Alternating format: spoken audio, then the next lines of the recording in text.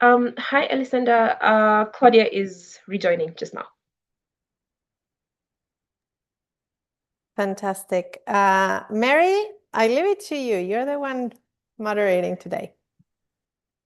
Fantastic. Hi, good afternoon, good morning, good evening from everywhere that we're joining. Thank you so much, Alessandra. Thank you, Nikki. It's such an honor for me to be here today and to be able to talk about something that I'm super passionate about.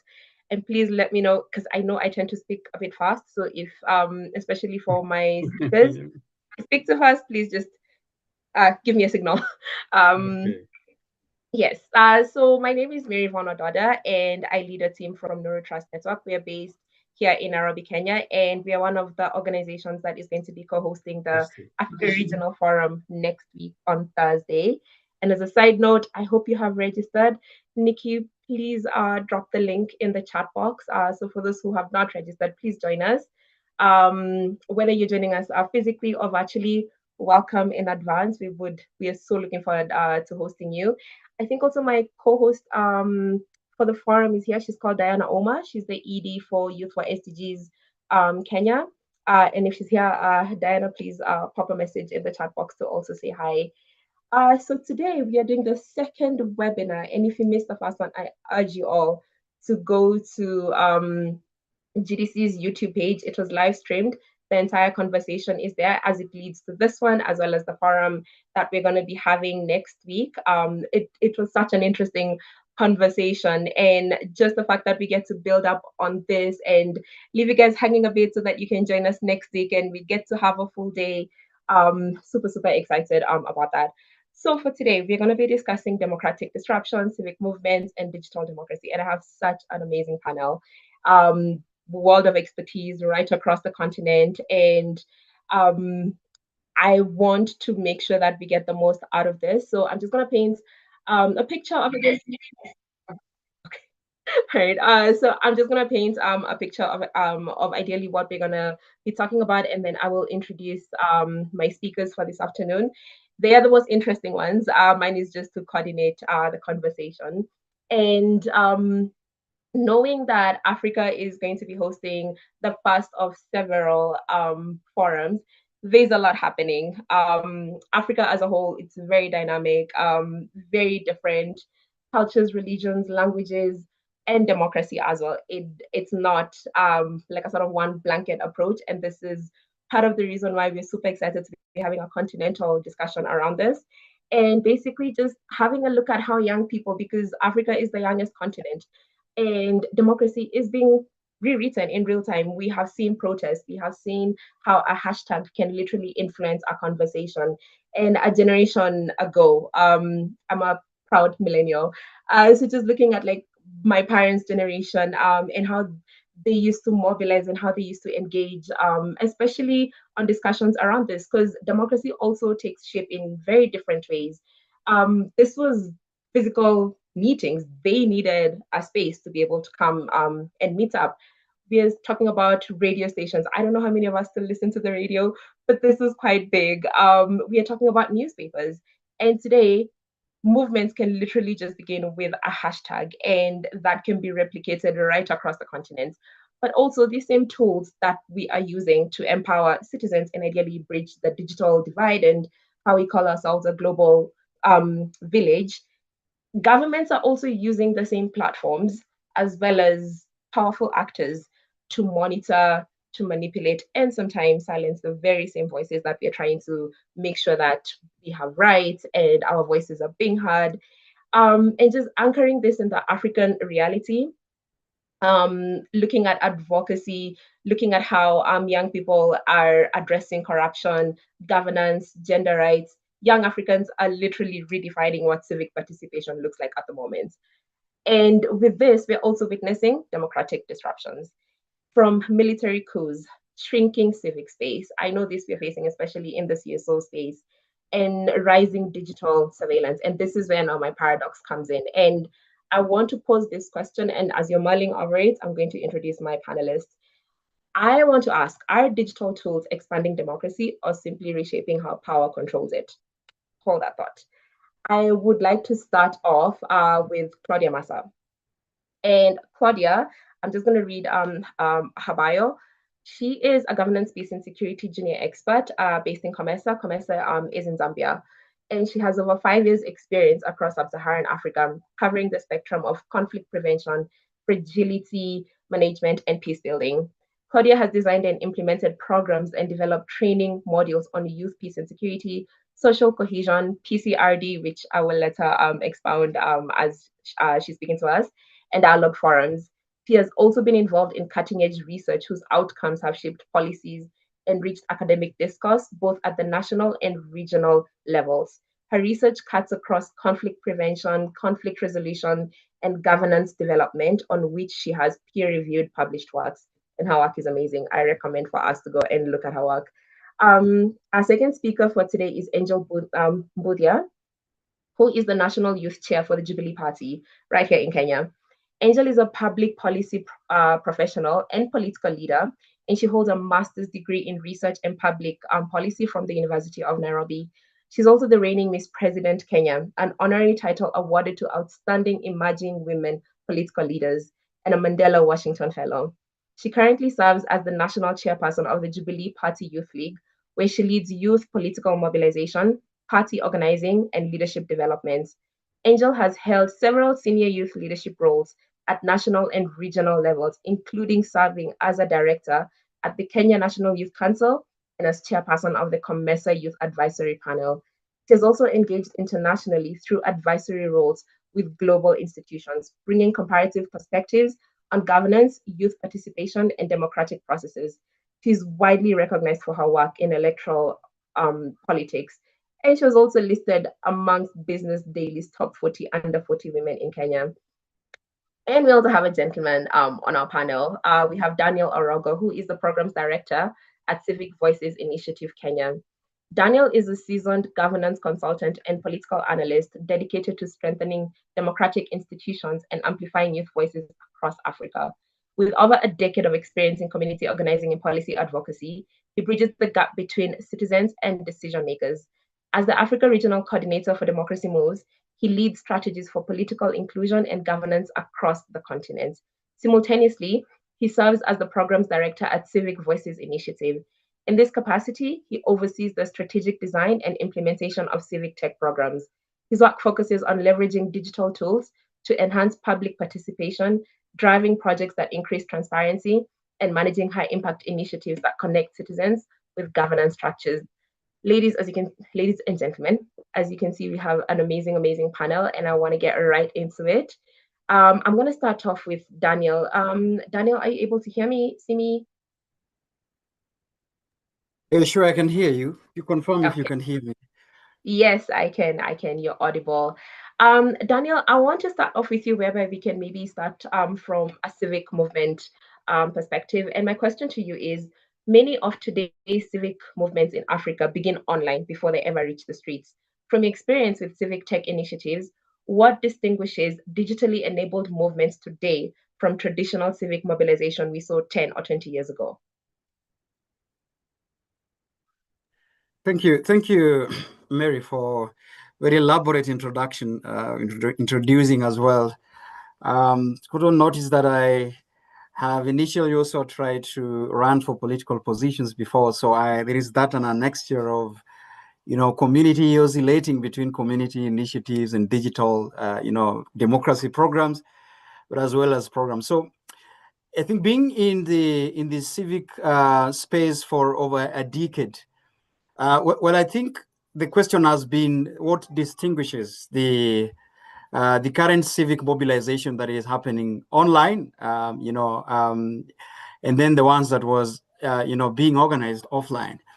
I think first is to acknowledge that initially or traditionally, the in-person spaces were so limited, in terms of reach and in terms of mobilization, in terms of spreading wide. And like I said, over a decade of community work and mobilizing in civic spaces, one of the things that come in is that the limitations of the reach. When we are on the in-person spaces, it's quite difficult to spread your voice. There is no leverage and tool that could definitely enhance the mass mobilization and enhance, further reach into the audience that we were, or one or organization, initiative, or movements leaders are actually rallying for a call. The other bit is like the in-person or traditional ways of mobilization that were before could easily be infiltrated and regulated, because you understand that in the African movement building, in African civic organizing, the laws, the architecture, the context at which we operated requires that, for example, government could be informed, when one requires a permission to organize, and then that they could be requiring a protection and to inform the relevant authorities on where they were going to be. Actually, the laws were still stipulates that this is the reality.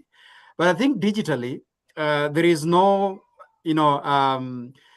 interferences with the government trying to put their hand in terms of regulating, in terms of trying to interfere with mobilization, and trying to interfere with initiatives that are meant to enhance these civic spaces. So digital spaces has really enhanced, in terms of even trying not to be careful in terms of leaving the digital footprints behind, as opposed to when it was traditionally or in person. But I think, just like you've mentioned, while everything seems to be enhanced by the rise of digital architecture and infrastructure and tools and spaces, then it also comes with a number of risks that I think we are going to discuss as we move by. Thank you, Mary. Thank you for your intervention. And the way you've painted the African landscape, I want to take it to Claudia. Claudia, please confirm if you can hear me. Yes, Mary, I can hear you. Can you hear me? Yes, I can hear you. Welcome. Claudia, we've had it. I beg your pardon? I thought at some point my village people were against me. No, we've gotten rid of them, don't worry. I'd like to bring it down to a regional perspective, just looking at your experience at COMESA, and COMESA being the largest break on the continent, covering 21 countries. From that perspective, how are digital civic movements influencing political stability and democratic accountability across the region? Sorry, come again? Oh, are you able to hear me? Yes, I can hear you. All right. I'll repeat my question. Daniel has painted an overview in terms of the continent and the digital spaces and how it has evolved over the years. And for you, I'd like to bring it down into a regional perspective, looking at the work that you do at COMESA. How would you say that digital civic movements are influencing political stability and democratic accountability across the region? All right. Thank you very much, Amir, for that question. From a regional perspective, digital movements are more now part of political stability. It brings some sort of an equation, not just from a communication issue, but also you can see across our member states, the mobilization has begun to set an agenda. It has also shaped early warning, and it has also increased accountability pressure. From an agenda setting angle, we have seen the use of social media from youth-based, youth-focused institutions or CSOs to surface governance concerns long before they even appear on formal reports, even official communiques, from the issues of elections, issues of corruption. I'll take a good example with Kenya and the riots that happened on the streets regarding the finance bill. All of these with the aim of serving or delivering service delivery, and also the issues of security grievances. And you can see now that social media has really taken up a big space when it comes to expressing grievances to the government. It might not only be on election issues, but also other thematic angles. These digital signals are increasingly important, and also from our end, it has been like a barometer of of public sentiment and as an output into our conflict early warning and governance analysis. If we go from an agenda setting to an early warning angle, these digital civic movements have influenced stability dynamics from two perspectives, from a negative and a positive perspective. On a positive side, only online organizing has helped to expose a lot of things, including abuses, countering violence, extremism, through real-time documentation, and then we also have them exposing issues that have to do with democratic instabilities and also democratic frauds. And at the same time, it has also been from a negative angle with the rapid online mobilization, which has also increasingly brought in escalated tensions. And you can see a lot of misinformation and disinformation spreading faster than even institutions can respond, which has also really stringed our early warning systems in terms of response. Usually when we provide early warning to member states on some of these issues that are raised, the primary problem that we face is early response. I don't know why member states, we have the money for conflict management, but we don't have the money for conflict prevention. And that is a challenge that we face. On an angle, when it comes to accountability, pressure, expectations have been changing when it comes to accountability. Citizens are now expecting regional bodies like the AU, COMESA to be more present in public conversations. And if Mary, we've worked together, we've worked with Youth for SGD and Diana, you can see that we have been incorporating a lot of partnership when it comes to CSOs, okay? And we also have provided an online platform, and this has been done in collaboration with the ECOSOC, AU ECOSOC, where we have instituted an online platform for non-state actors, youth CSOs, private sectors, to engage directly in terms of our governance, peace and security architecture. And this has been up for, I think we launched it sometime in 2022 in Livingstone, and this has been very open. It's just that I think of now we have a structural problem with a website that's welcoming input from these CSOs. But by the 31st of March is the deadline that we have been given from our webmasters to reopen the platform for more entries and more engagement with our CSO platform. And I think I'll end at that level, Mary. We can proceed from there. Thank you.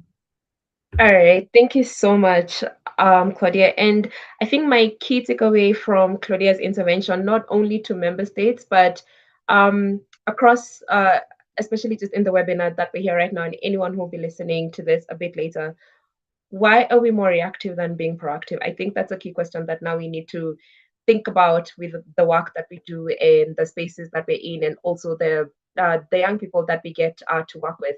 And this brings me to Angel. Angel, my question to you is, looking at the youth bulge that we have on the continent, young people dominate online spaces, but youth representation in political institutions still lags behind.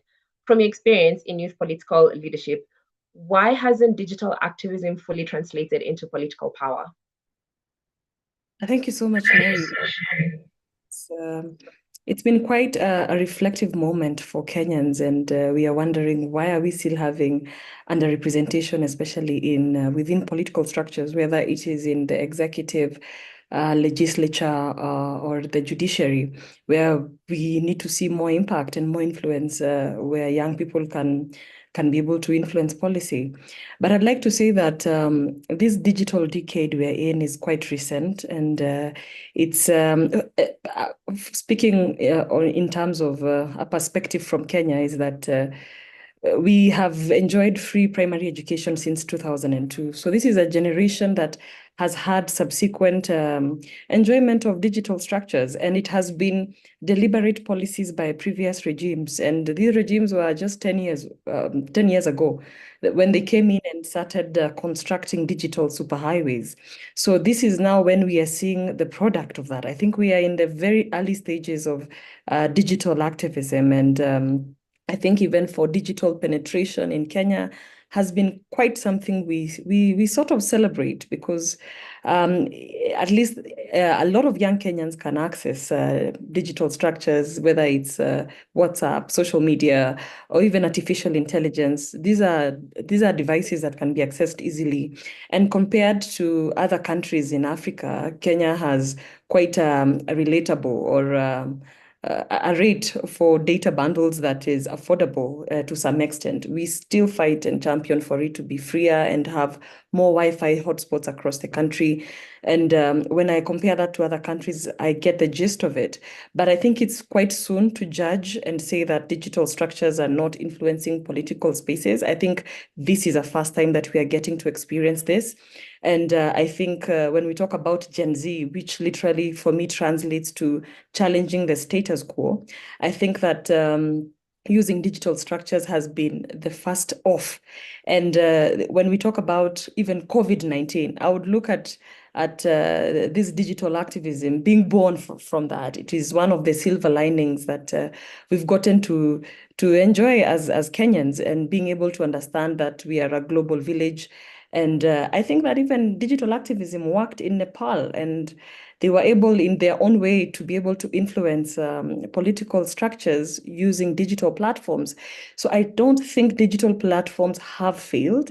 I think it is only the beginning now that we are seeing how we can be able to use digital platforms to influence political structures and political strategy. And I would urge all of you to continue monitoring the politics in Kenya. They are quite heavy online engagements and even offline as well.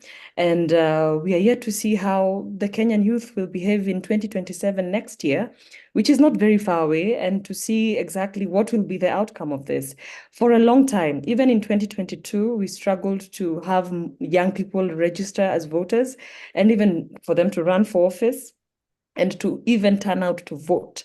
That has been a very, very big obstacle for a lot of state and non-state actors, trying to show young people the relationship between the person seated in the White House or in State House with the presidency versus what you do in your living room versus your plate of food that goes onto your dining table. It has taken us almost the civil society more than 20 years, because the civil society space in Kenya opened up largely in the years 2002, when we had the third president of Kenya. That's when civil society organizations could actually get registered and do advocacy work in Kenya. So since 2002, it has now taken 24 years for that effort to be realized today with a new generation, because that's when the current generation today was born, the Gen Z. So it's quite something that we need to keep observing. It's still too early to judge.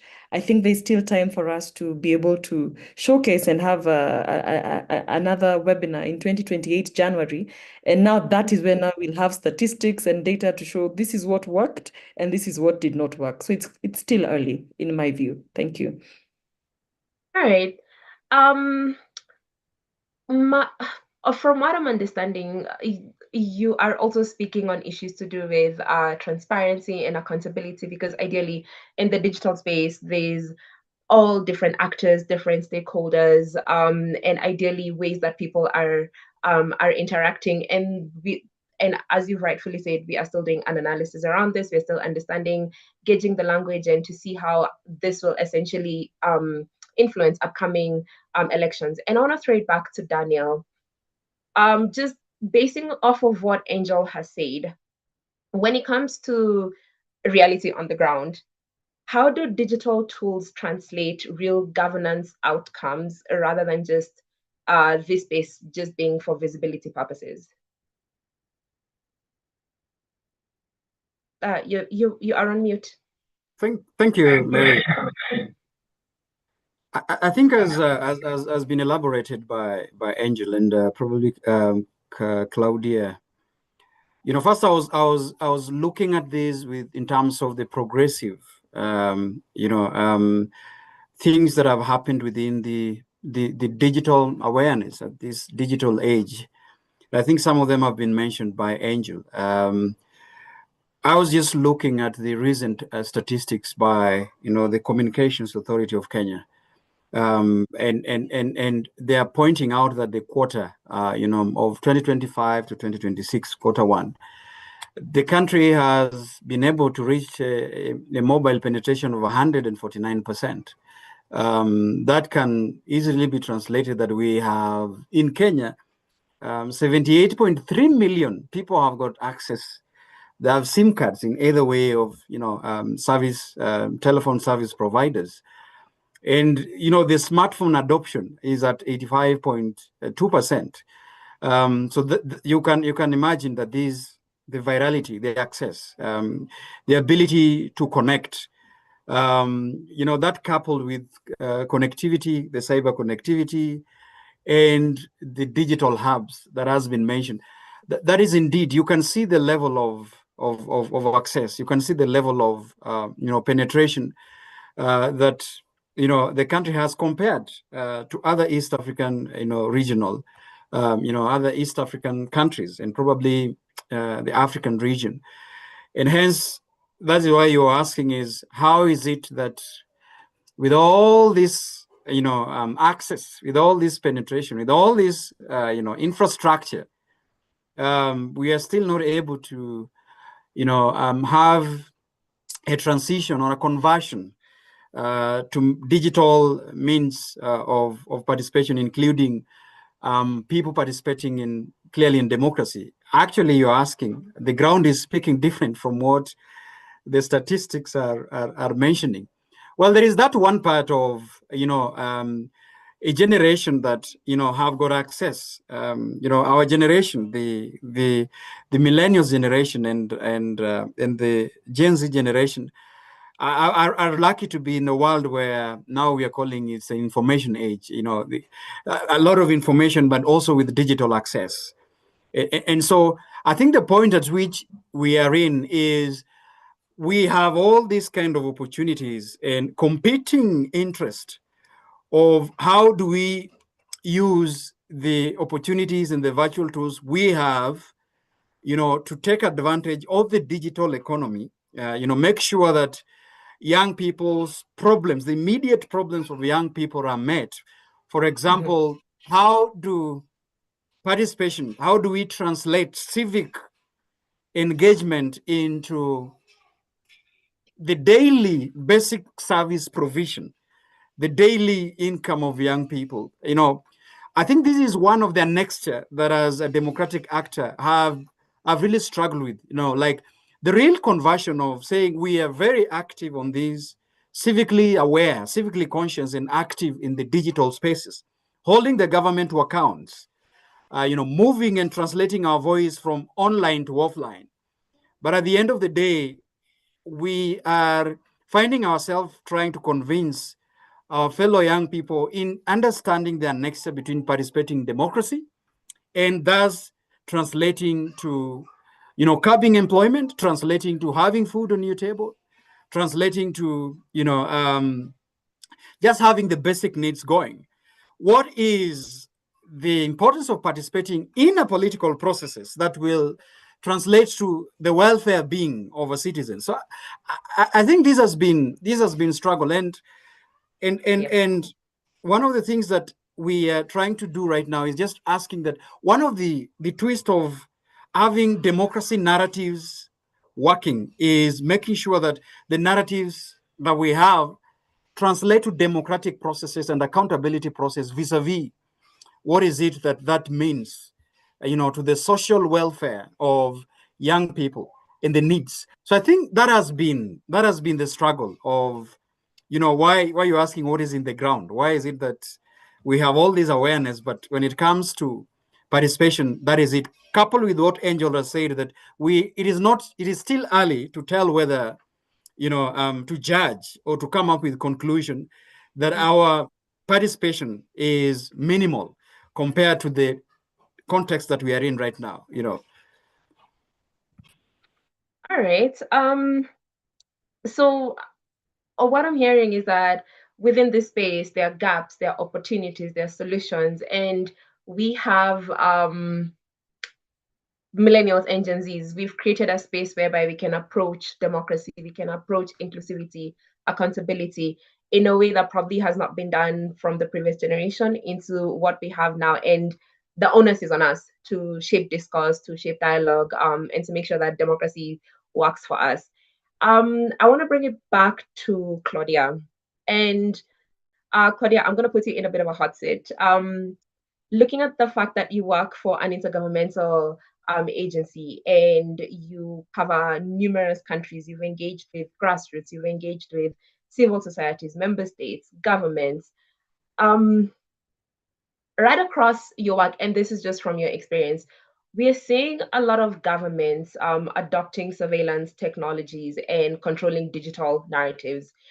In your opinion, how is this changing the landscape of civic space and conflict prevention across be it sub-Saharan Africa, across COMESA member states? How would you say that it's shaping discourse, engaging young people? What is your opinion on that? Thank you very much, Mary, for that question and for putting me on the hot seat.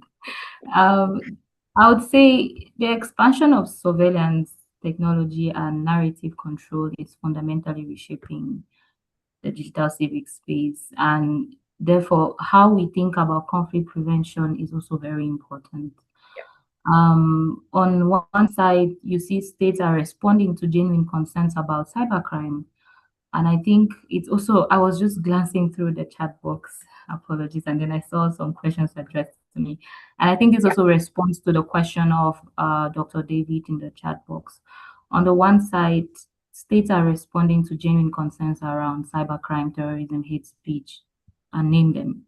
On the other hand, the regulations are not really clear. Sometimes they're also overly broad. The same tools can be used to silence um, these crimes, monitor activities, and ensure legitimate civic spaces. And they become so broad that it's also not understandable for the common person like you and myself. Okay. For the civic actors, this creates what we call like a dual vulnerability. Dual vulnerability here where they are exposed to stuff like online harassment, issues where you see their personal informations are being exposed on social media, issues of, again, that I've mentioned, disinformation. So they're exposed to these sort of inconveniences from non-state actors, while also facing legal and technological constraints from state authorities. And this is where you now see a lot of these young people, or maybe youth CSOs, or generally civil societies. There are many movements that are being pushed towards operating in much more of a fragmented way or in an informal manner, which has now in turn reduced the visibility of their grievances in formal channels. Now you see themselves going through very informal channels to express their grievances, and at the government level or the regional body level from our side, it becomes difficult to tap into that to address some of these grievances. From a conflict prevention perspective, digital repression can close avenues for peaceful expressions on dialogue, increasing the risk that frustrations may move from offline in a more confrontational way. It also makes it very hard for us regional organizations and also partners to rely on open source information as an tool, for example, because we don't now know if this information that is out there, is it genuine or it is not genuine, because the kind of things that we also see online may heavily be distorted. See, for example, with the issue of AI, I can bet you when you go online, a human being can literally be AI, and you are like, how on earth is this person not real? I can clearly see this is someone, but that's not someone. That's how much information can be distorted. And from a conflict prevention perspective, it becomes extremely difficult for us now to know what is correct and what is not correct and come in to support pretty quickly. I'll end here, Mary, and then we can talk. Thank you for actually bringing up the aspect of AI, because yes, this is an emerging trend that we're seeing across the continent. I know some countries are a bit more advanced compared to most, but yes, this has influenced elections, it has influenced discourse, it has influenced also how young people are engaging with governments, how civil societies are just in terms of like stepping into that gap, because I know, for instance, I think on the continent, and I stand corrected, I think it's only Nigeria that has an AI framework that has already been passed. I know Kenya, we're working on ours, but there's still a lot of challenges. There's still a lot of gaps, still a lot of understanding just in terms of what sort of technology do we accept into our spaces, and making sure that we still have sovereignty around this and not necessarily being influenced by the larger global discourse. So there's quite a bit of back and forth with member states, with even just governments interacting just within the continent. And Angel, I would like to ask you now, looking at this, building up from what Claudia has spoken about, what conditions do you think need to exist for digital movements to actually influence elections, policy reforms, and institutional change? Well, that brings me a suitable environment, especially from government, that allows us to participate digitally, because there are countries that are digitally landlocked. We are not able to communicate with each other, and that becomes a barrier from the word go. Because even Kenya is where it is now, because in 2013, the government that was campaigning at that time was using the struggle for analog versus digital. That was the campaign at that time. So it was a government that was coming in to digitize services, to digitize communication in government, to digitize everything. So that is something that we had as a good start for Kenya. And I think that if another country would have a goodwill, political goodwill from government, then that has to be an environment for digital activism to thrive, and even allowing the freedom of expression and creativity. There has to be laws, constitutions that need to protect people, and being able to, to open up the digital space, because it is endless. I think that the amount of talent and creativity and what we can do with digital spaces, you imagine something, you just type it down, and then it creates. So it's been something that has shocked our nation, especially government. Governments are always very rigid and very slow to change. And so, for instance, we had young people so mad at the president that they put him in a casket. And that was mind-blowing. And we had not imagined that that's something that could be created digitally. And so that's a level of activism that cannot be imagined. And there's even been what I've seen in other progressive countries, where digital activism is in the form of hacking government systems. Yeah. For the first time, I saw that in Kenya, where hackers hacked government services, the e-citizen, where government is supposed to receive revenue from, and it went down for about 24 hours. And even the young people now are running ahead of governments, and that's something that I think we are looking at, and some of these things can be contained and controlled, but at the same time, let's allow young people to be able to be creative. It's because some of these things are done by young people because they want to counter the force from government, or from regimes that are oppressive. They sort of, young people now want to be able to push back. But I think that when young people are organized properly, when there's a target, especially in digital movements, because for Kenya in 2024, the target was I reject the finance bill, and the finance bill was not assented into power, although passed by parliament. So for that, in it was a success. The movement was a success based on the request that had been made. But when you find other digital concerns, like bring down corruption, and you want to go to the streets to bring down corruption, that is very vague. There's corruption in America, in the UK, in China. There has to be, you have to paint a portrait of who is this corrupt person that you want to bring down. Is it resign, Minister for Health, resign? Are you occupying State House? Are you occupying Parliament? There has to be a target on the quest at which you're chasing at for digital movement to work. There has to be digital structures. And now, because of a lot of infiltration from governments, what makes movements better in Kenya, even digitally, is one saying that we keep saying, when we lose our fear, they lose their power. So when we keep talking about government will infiltrate, government is meant to infiltrate everything. That is why you have national intelligence services in every country. They will always do that, but that should not stop you from organizing and mobilizing. And this now brings me to the essence of political parties. Organize around political parties. If you need to be a coalition of political parties, please do that, because political parties are well guided and protected in constitutions. So if you're able to mobilize digitally through political parties, if it's a political movement, if it is activism on social issues that are mainly not set out to be political, work with the non-governmental organizations that are set to do out. Have a picture of who you are, because that way government is not able to take you down when they know exactly who you are. When they take you down is when now they even start branding you. Okay, so which outfit are you? You are a movement. Who is your leader? Where are your structures? So when you have a political party that you're in, this is the emphasis I bring into young people. Become members of political parties. The Gen Z movement was leaderless, tribeless, religiousless, and all those were good things to talk about then. But then the movement had a target, so that made it successful.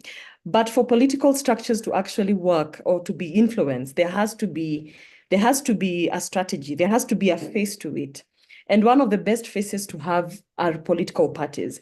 Even when you're talking about government infiltrating and using punitive laws to muzzle the freedoms of expression and the freedom of digital organization, political parties have presence in legislative bodies. And that is where those punitive laws are made, and they can also be unmade from there. So political parties are very powerful, and I hope young people go into political parties and take over political parties, and even restructure and destructure political parties, because political parties are free for anyone to join and become members, so that you're not labeled an outfit that is terroristic or an illegal gang, or those connotations are what government likes, so that they can shoot you and put you in jail. But if you're in a political party and you have your political party outfit, government is not able to know how to deal with you. And that's one of the ways that I have seen that are a way to organize, both digitally on digital platforms, and also ensuring that there are offline engagements as well that follow in on the political engagements. We are not political movements are not non-profit organizations or NGOs where you can comfortably run on Zoom and your agenda is realized. Politics in Africa is still very physical, even as much as we are moving into the digital space. And because government is quite able to bring down digital platforms, we still have to maintain our physical structures so that we ensure that our goal is realized at the end of the day, no matter what happens. Thank you, Mary. Great, amazing. So have structures, organize yourself, mobilize both offline and online, and that's how change ideally starts to happen. And you've brought us to a pivotal point in our conversation, whereby now we're going to be talking about strategies and solutions. Daniel, if I can bring you back into the conversation, the space that you work in with young people, with communities, just looking at the different civic actors that you have within your ecosystem. So youth leaders, grassroots organizers, what practical digital strategies are proving most effective, especially in protecting the civic space while still mobilizing citizens? We've heard from Angel speaking on structures. We've heard her speak about organizing and mobilizing. What would you bring to the table regarding this? Thanks, Mary. And I think it could be helpful that I just also wanted to mention that we are operating in the background of a government policies, that are geared towards either enabling the spaces or just strangling those spaces, and that is the reality. I have also quite mentioned to you last time is there's a trend, and the reports are indicating that areas or countries that have got progressive, ideas on democracy and opening of of spaces and enhance accountability have shown a clear trend that they are also progressive in terms of opening the digital spaces and public participation spaces. So I think that is there is just a correlation. You can have this, for example, compare what's going on in Burkina Faso, in Mali, in Guinea, where you can't have an idea of a digital public participation and civic engagement tools in those countries. And that you can juxtapose, for example, with Kenya and Ghana and Nigeria and probably South Africa. So there is that correlation where the governments, the regimes of those particular countries and the decisions, the opening of those spaces really correlate with progressive development and vice versa. The other thing that is also, that I wanted to capture before I briefly touch on that as we move forward, is, the government oscillates, the regimes oscillate between enabling and disenabling the spaces, and that which fits them at a particular time. And so you realize that citizens are within the divide of civic liberties and the strict laws that government says matters of national security, for example. There's always this question about national security. And then there is that bit of it of the international obligations and regional obligations. And I'm happy when Claudia said that some of these governments, prioritize where to put their budget. So I think even as we discuss the progressive digital spaces and for civic participation and civic engagement, you realize that the people, whether at the national level, the regional level, the grassroots level, are in the context of looking whether are we infringing, are we working with governments that will come in terms of infringing for national security, or are we just meeting the obligations? So I think those are just enablers that just trickle in between the national, the sub-regional, to the grassroots. So the questions that you're asking me is then how, with all that, in the background, how then would we, embark on what are the other measures of ensuring that, there is level citizen public participation and civic engagement with the current digital, tools. So my work with county governments, devolved governments in Kenya through the Civic Voices platform, I have observed that there is the digital divide. It's real in the demography that is reflected, because we have governments that were that contains technocrats and bureaucrats and senior citizens that still hold key to these particular institutions, and that is the reality. So there is push and pull in terms of trying to get a buy-in to enable them understand that is indeed there is efficiency in using digital tools to open the spaces, to enhance transparency, to make government systems work. As Angel has said, governments of 2013, 2017, and 2020 has been relying on the issue about modernizing and digitizing systems. But the reality is, like, a huge number of technocrats are not really well trained in terms of, using these particular tools. That is one. Mm-hmm. The second one is also buying in, because how would you, for example, get regimes to buy in using digital tools that would expose corruption? The digital tools that would make people gain more information about, access to information, for example. That is what I've experienced with county government for mostly, and some national government entities that will tell, however much we would want this, but I think government would not allow, something that would expose them, in quotes. So the modern way is just finding a way of getting a buying in by being collaborating, just telling them the value of what these kind of platforms provide. For example, you tell them that, we've got people and we can help you built the legal system of public participation.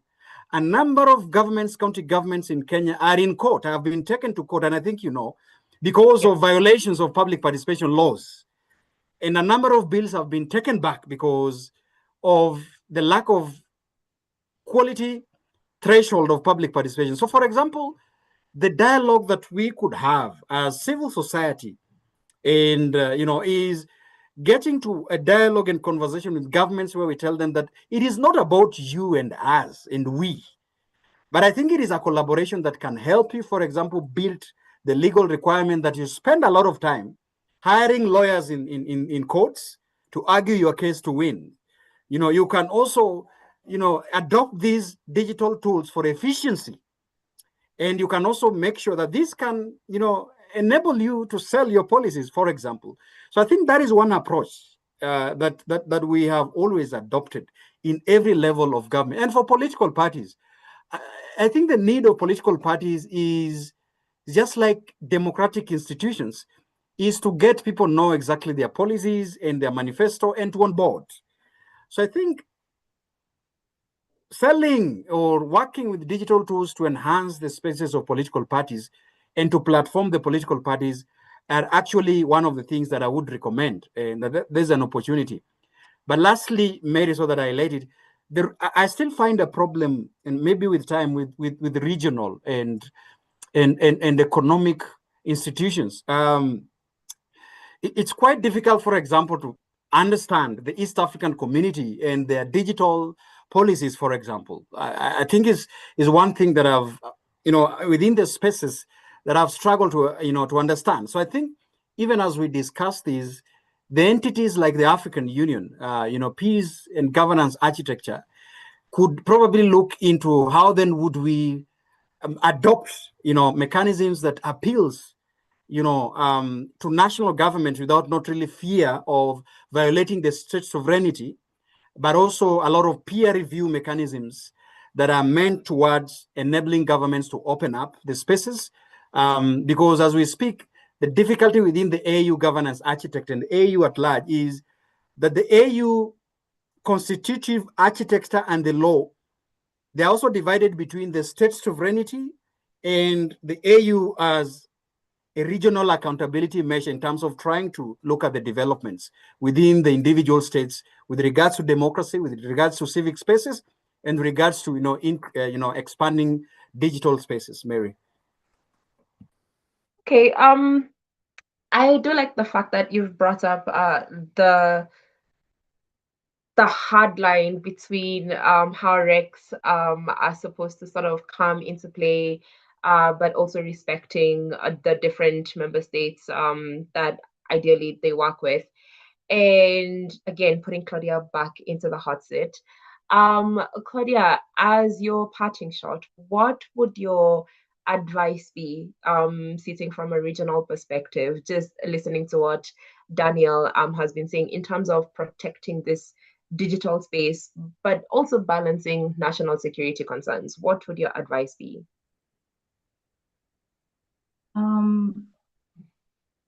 My advice, actually, from a regional angle, it would be for us in terms of supporting the civic space, in terms of protecting, not supporting the civic space, and also balancing the national concerns. It will be to bring, first of all, a norm-setting role in terms of integrating digital spaces consideration into our own strategic plans.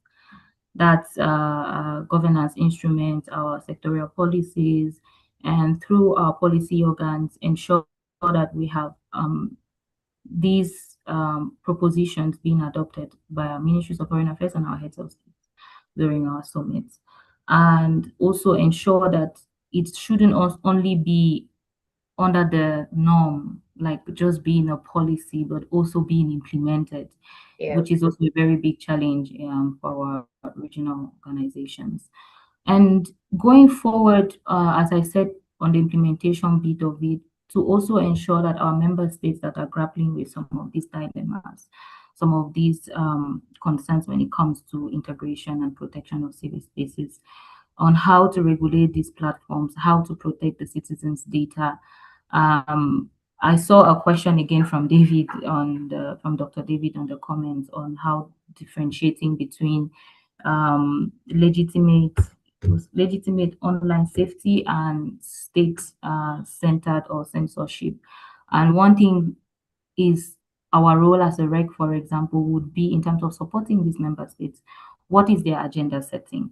How can we regulate some of their platforms to, support digital and to protect citizens' data? How can we respond to online hate speech? How can we respond to electoral related disinformation? And we can also provide this technical support, convene these regulatory line ministries, and share comparative experiences. From another angle, we have done this a lot when it comes to our early warning, practically, where we have our member states getting on board to share experiences, even in terms of our PCV, our Preventing and Countering Violence Extremism programs. We have done a lot of peer-to-peer learning from our member states. Which country is doing well that we can copy from? And I know in terms of these, Kenya has really done a lot. And most of the times, we always tend to refer to Kenya, even though I see a lot of young people from Kenya, the energy from a Cameroonian, let me say this outside the workspace, from a Cameroonian, the gist that the Kenyans will give you. I have a friend, I'll not call her name. She always tells me, you guys, you need to come to Kenya. Let the Gen Zs of Kenya teach you how to protest and things will move for your own good. I mean, like, there are a lot of things we learned from Kenya, for example, and it's very important that as a role that we play as regional bodies, we should bring on board these, we should facilitate them sharing experiences, what has worked well for them, how can we, tap from what has worked well for them, and then also providing a platform for innovation. There are a lot of things that we are doing outside there. I know we tend to say young people are very innovative. Even the older generation, they also create a lot of these spaces and platforms and even tools that can help us, to protect the civic space better. How can we both physically and digitally do this? Supporting the youth, the civil society, the tech actors, how can they come together in terms of co-designing these approaches towards safeguarding the digital space? And also ending, we look at it from, we can also support in terms of mediation and accountability role, where digital measure risk have been undermining the democratic norms and regional bodies. What we can do is encourage these dialogues to exist. How do we hold our member states more accountable, not in an activist manner, but how can we do it in a much more approachable way? How can we hold our member states accountable? Another thing I want to raise is, as regional bodies, we know we tend to have a lot of these questions from young people, especially, what is COMESA doing for this? You're supposed to be doing this. And we should understand that being an intergovernmental institution, we first of all answer to the member states before taking any decision. So in a practical example, you cannot come to my home as an outsider and you claim to want to cure the problems in my home without me inviting you to cure any problem in my home. So it goes back to the same setting that we have. Before intervening in any member states issues, they need to seek our support in terms of, we are struggling with this and we need the support of the African Union, we need the support of the regional economic communities. And I really want to echo on what my colleague Daniel has mentioned, that governments will not allow something that will expose them. It's very important. So you will not see member states asking you to come in to expose them. It would be very difficult. One good example is our process, which is the SVA process, the Structural Vulnerability Assessment that COMESA has incorporated through our COMESA early warning system. And this process is much more supported again by the African Union early warning process called the Country Structural Vulnerability and Resilience Assessment. Kenya is one of the countries that have volunteered to undergo that process. And that process brings out vulnerabilities and resilience of countries that they are actually facing. Vulnerabilities in terms of what we are currently discussing, the challenges that we are the shrinking civic spaces that we are facing. Resilience is in terms of what are the mechanisms that are already in place that are supporting these civic spaces to actually prosper. So if we're having this process, the CSBRA process happening now for Kenya, for example, some of these issues will be dug up, they will be discussed, because we're not just using tools to do them. We are going to the trenches. We are going to discuss from you and me, from a human perspective. We're not going to the machine to tap what is happening in Kenya. We are going from a human perspective. Mary will tell me, look, for so many years now, we've not been seeing what the government is doing in terms of engaging more young people in democratic spaces. So we want the government to tell us XYZ. So the fact that Kenya has already, volunteered for this process, it's a big pointer to say it's very much open to understand what is it that is disturbing Kenya and how can we fix it, or what is it that Kenya is already doing that is going on well that we can actually amplify for it to be better. I submit. Thank you. Thank you, Claudia. And as a side note, the process that Claudia is speaking on, it is on the COMESA website. So for further readings and further understanding, and they're very responsive. If you tweet Claudia on the COMESA handle, you'll get a response. That much I can tell you. Claudia, thank you so much for your intervention. I know we have some questions in the chat box, and I believe some have also been answered in the course of the conversation. So I just want to have the a parting shot from Angel in terms of, you have told us and advised us, young people, get together, be organized, mobilize.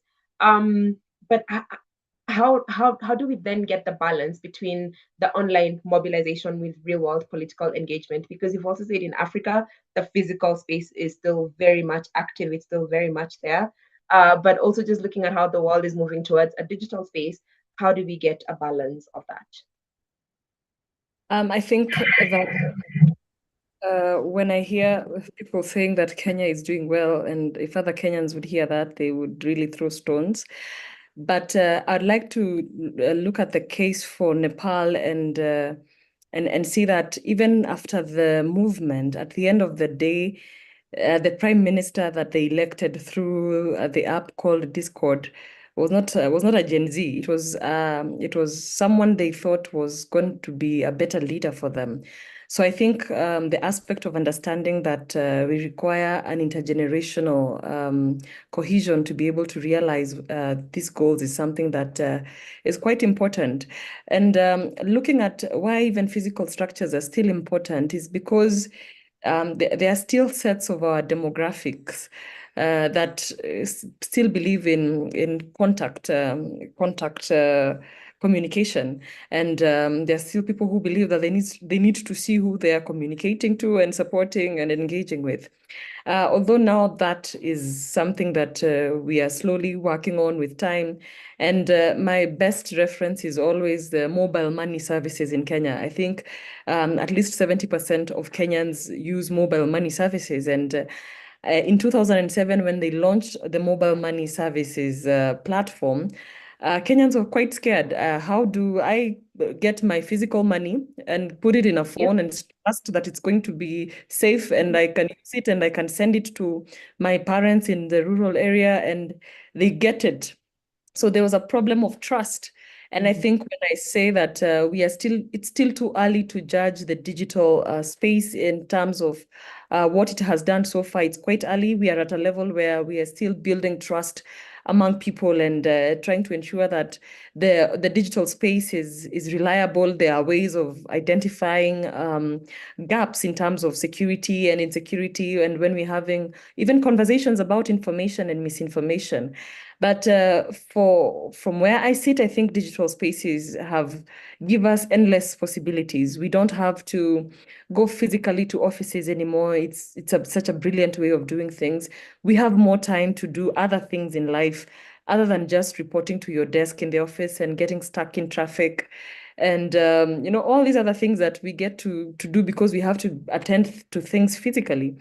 But my call to the people of Africa is that there cannot be a better time for us to bring in solidarity. I mean, what I saw with Kenya and Tanzania, when Tanzania was having its elections and Tanzanians called for protests, and I saw young people from Kenya going to cross they actually crossed the border and went to support Tanzanians in their protest. And that's the kind of generational conspiracy that I really want us to look into. I think our forefathers did not have a time where communication in Kenya was the same communication in South Africa, in Nigeria, in Morocco. We are consuming information at the same time. We are playing the same music. We are listening to the same conversations. We are listening to the same podcast. We are consuming information real time. And I think this is that time where we can get together and be able to harness our potential as Africans. I think that there's so much potential across the continent now that we can be able to communicate with each other, even if you're speaking Portuguese or French or any other African language, we are now able to even have instant translation. I think there cannot be any better time than this in Africa, where we can be able to harness our solidarity and be able to unite Africa the way our forefathers intended. It's now much easier. We are a generation that has consumed information, has been able to get education relatively better than our previous predecessors. I think this is our time. I think this is a time when we need to give young people and members of our generation opportunities that have never been there before. I think I always like to say that members of my generation, it is time. It is happening in Kenya. It is happening in Ghana. It is happening in South Africa. It is happening in Northern Africa. I think it's time for Africa to realize its full potential through digital spaces. Thank you. Thank you, Angel. And that's a really lovely way to close it off, because yes, I do agree with you. The movements, the communication, the coordination, just the fact that you can latch onto a hashtag and see how it trends and what people are discussing. It doesn't matter what corner of the world that you're in. And yes, I definitely agree with you. It is time. We have 5 minutes left. And what I want to do right now is take 2 questions from the audience, and then the questions that were in the chat box we will be sharing, because the conversation is continuing as we have 1 week left to the forum. We will be sharing responses from the speakers across all our socials. I hope you're following all our handles. And I just want to find out, are there any questions, burning questions that I can take right now? I will give room to 2 questions as we wind up the meeting. I see Justin's hand is up. Yes, Justin, you can unmute and ask your question, please. Well, thank you so much. My video is not necessary. I beg your pardon? My video is not necessary, if you don't mind. No, however you're comfortable, it's okay. Well, thank you so much. I'm very comfortable. I'm sorry. I don't want to see my gray hair, so I'll keep it off. Okay, no worries. No, thank you so much. Indeed, I've enjoyed very much your conversation. And I think the last one by Angela, actually, there's no better time than now to use digital to unite Africans. And I think it is very important, and I take it on board as another person. But my point is, if you don't mind, is to say who we are. It's not a question, it's just an information. But we are an organization that that's part of the coalition. Okay. And I'll say briefly who we are and pose the question with someone else another time. If you allow me to do that, I will. Sure, absolutely. Thank you so much. Okay, our foundation is called Fondation Victoire pour la Paix. That's in French, which means Foundation Victoire for Peace. And that foundation, which is now part of your coalition, is a non-profit organization which was established in Belgium in 2012. Mm-hmm. And the overarching goal is to promote peace and democracy in the Great Lakes region of Africa. And as you know, the core countries are Rwanda, Burundi, and the DRC. Okay. And the Victoire, because as I hope you know Victoire, And I would say Victoria has been is a political prisoner in Rwanda, as you might know, and it has actually become the icon of exceptional bravery and sacrifice, integrity, an inspiring figure for people in the Great Lakes region to fight for democratic change. And the aim of this foundation is one, to promote peace and democracy in the Great Lakes region of Africa, and two, to promote collaboration among nationals with the sub-region who are living in Belgium. And three, to serve a think tank on current issues concerning the sub-region. And four, to organize forums for discussion on topics affecting the region. And lastly, is to promote education of nationals in sub-region, especially disadvantaged children, where we give some money. But then the other question would be, how does peace, we say partner for peace, come in with democracy? And the reason is that we believe that democracy, despite all its imperfections, it remains so far the most efficient tool to manage peacefully the divergent and avoid the incompatible societal demands and political competition. We also believe it has inherent potential to enhance economic development. Because it allows, as you are doing today, which you are saying very eloquently, it allows unlimited, the unlocking of unlimited energy and the time of citizens, and also to benefit from the controlled flow of ideas. And how do we build of the Great Lakes region? I think you will know that I think that sometimes I get disappointed when people are not aware that for the last 3 decades, the Great region has lost 10 million people. And if you compare that the slave trade, over 3 centuries, 10 million Africans were taken to the Americas. And the same number of people have died since 1990s in the Great Lakes region. And this the worst humanitarian disaster since the Second World War.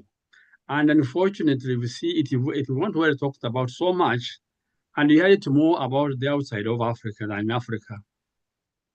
And so we want to make people aware, raise awareness, what is happening, how is it that loss, and what we think that we joined the coalition, that we feel that together we can do a lot.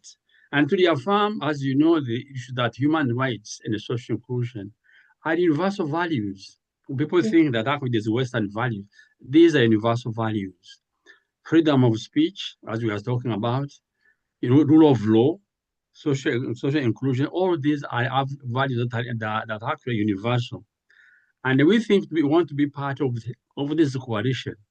And we think that although it is local, we think we can act local, but we think globally. So those are in a nutshell what we stand for and how we joined you. Now, I think it is quite important that democracy thrives as one of the tools to bring peace and peace in the African region and between ourselves. And I was saying it's out of a shame that 10 million people can just die. And it sometimes fits into a stereotype saying that, what happens in Africa is nothing else but the outburst of tribalist anger, rather than contextual, rather than something which is the context of lack of human rights, social exclusion, lack of democracy. And we think that's actually an inherent natural phenomenon for Africans. And therefore is an intervention to save Africans from themselves. That's why we think that we have to work so hard. I link between the peace and the democracy and how we think we have to act globally. Thank you so much. Thank you, Justin, for your intervention. And I do believe that this is one of the main reasons why the GDC coalition exists, because in our different contexts, in our different settings, as we started off by saying that Africa is such a dynamic space. It's different parts of the continent, different things are happening. How we also interpret democracy is not ideally the same approach. And I'm glad that you've been able to share that. And I know Nikki is on the call and she has been sharing links in terms of getting more information in terms of how to continue interacting. And I do hope that you've registered for the forum for next week. We will be continuing the conversations. Please allow me to bring the webinar to a close here. The conversation continues online. So all the questions that have been posted, we will request the speakers to send in their interventions, and we will be sharing that. So please follow GDC, follow Nuru Trust Network, follow Youth for SDGs Kenya. We are available to respond to your questions. We are so looking forward to next week's conversations. Bring your questions, bring your thoughts, because ideally, this is our African democracy. This is how we shape it. This is how we make sure that our continent works. Thank you so much. And Fantastic. You're welcome. Thank you so much. I'm very grateful. You're welcome, Justin. And I do want to bring this meeting to a close. Nikki, thank you so much. This meeting is being recorded. It is on GDC's YouTube page. Feel free to watch, send in your comments, we will respond. And I do want to wish everybody a lovely morning, afternoon, evening ahead, depending on where you're joining us from. Nikki, thank you so much for the opportunity. Have a good evening.